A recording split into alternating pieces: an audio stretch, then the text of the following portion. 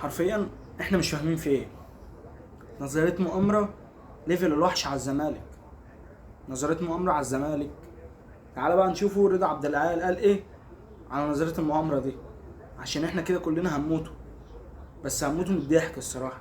يعني الراجل طالع يقول كلام غير منطقي بالمره. بعدين هنا برضو في حاجه، يعني هنا في الكونفدراليه حاطين الزمالك والمصري مع بعض. هي مقصوده دي ولا ايه؟ يعني طب ايه ما مقصود؟ تبعدوا الاثنين. ليه؟ ليه عايزين يبعدوهم؟ طب اشمعنى ما جابوش بيراميدز مع الاهلي؟ ما ممكن الاثنين. لا ما اشمعنى جابوش. يا كابتن دي قرعه الكترونيه؟ طب ما ازاي بقى؟ زميلنا الحبيب والجميل هاني حتحوت هو اللي كان بيقدمها.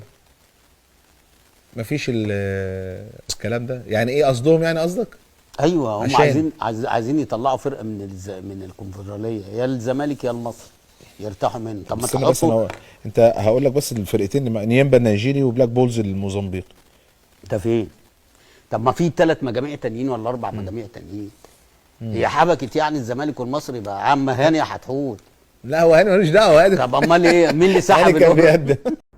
قال لك ليه يوقعوا الزمالك مع المصري وما يوقعوش الاهلي مع بيراميدز؟